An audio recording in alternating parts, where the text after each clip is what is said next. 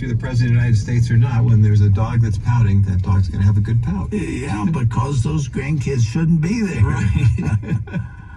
Well, Dr. Dobson, we could spend several weeks talking about all the famous celebrities that you have met and people who sought you out, and I'm sure that have surprised you in terms of saying, wow, I didn't realize, like Ronald Reagan's invitation to his inauguration. You did have an encounter, as it were, with Prince Charles that is worth telling, because not a lot of people would make the connection. Dr. James Dobson had a connection with Prince Charles.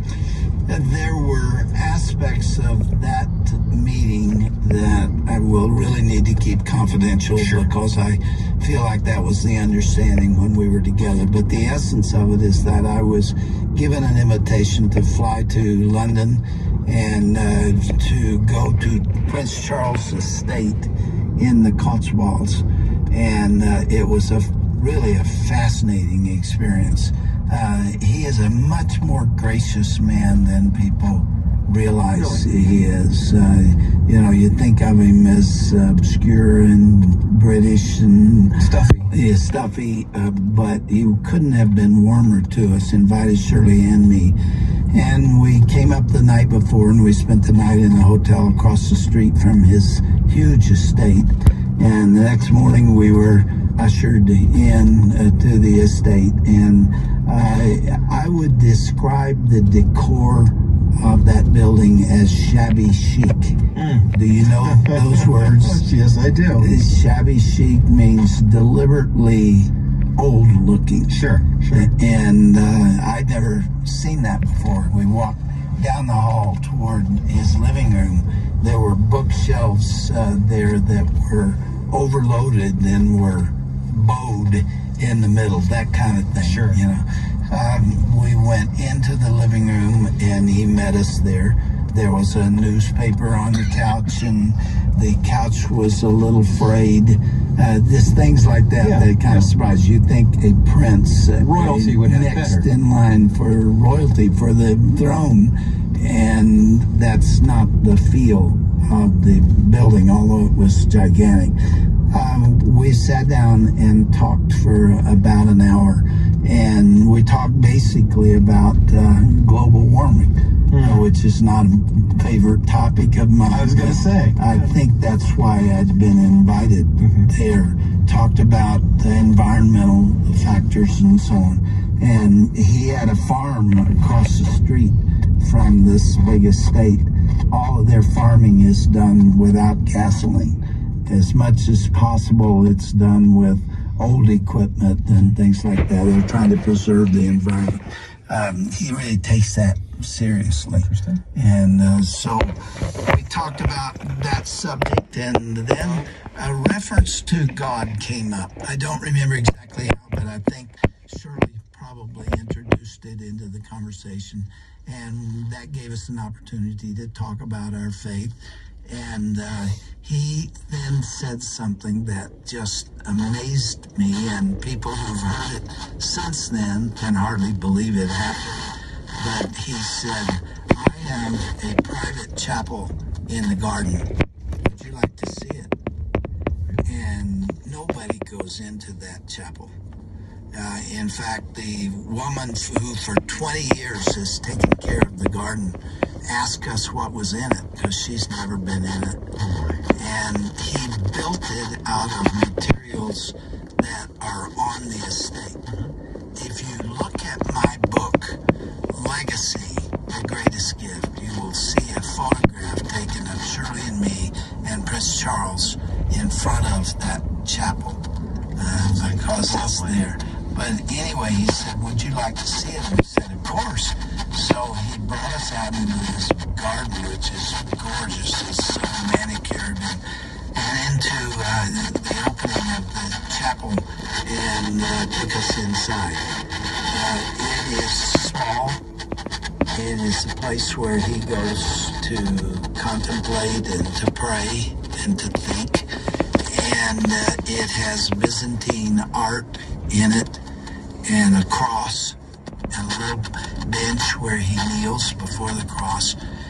And it's obviously extremely meaningful to him. And he brought you in there. He brought us in there, and we were also with the Bishop of Liverpool. And and he has something to do with my being there. And so we stood and talked about the things in the chapel, and then he did something that also is never done. Prince Charles did this. He did, and this was a surprise to both the bishop and me, because Prince Charles turned to the bishop and asked him to pray. Commoners like us never pray with a member of the monarchy.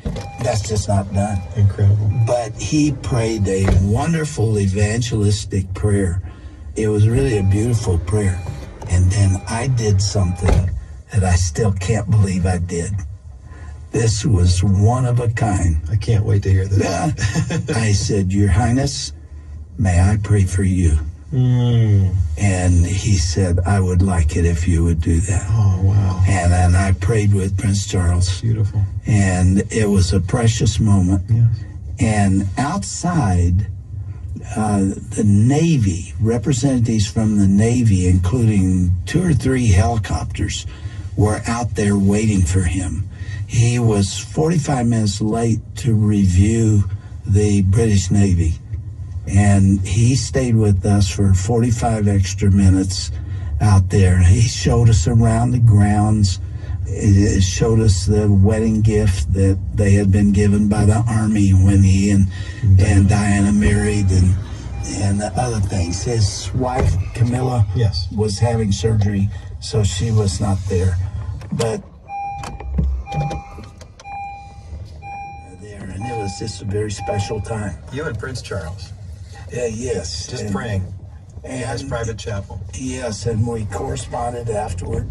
I've now lost touch with him, but I will always appreciate the fact that I had an opportunity to be there. A lot of people don't consider him one of their favorite people because he leans sometimes in a Muslim direction. Not that he is Muslim, but doing what he can for mosques and things like that. All I saw was a very gracious man who has a meaningful faith and is dead serious about the environment, more than I happen to be. But you can have a great appreciation for Prince Charles concern. He knows what he believes.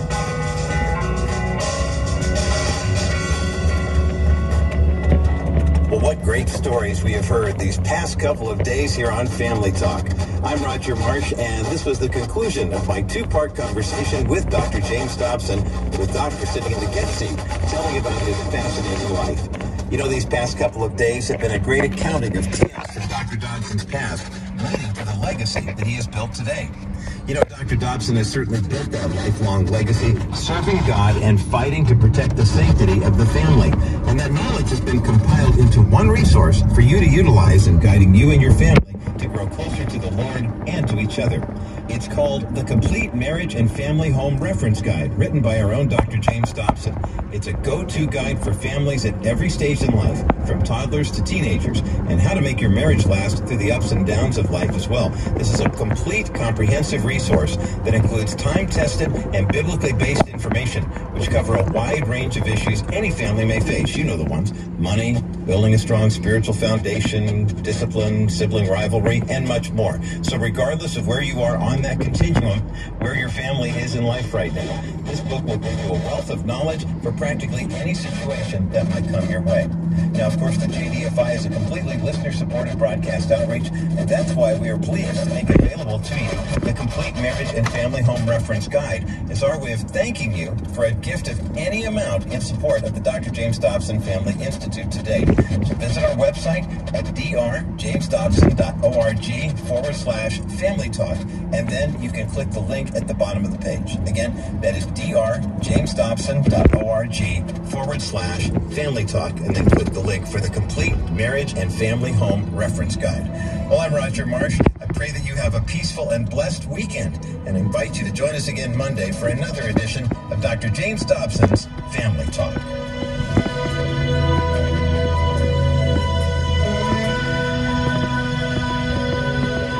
This has been a presentation of the Dr. James Dobson Family Institute.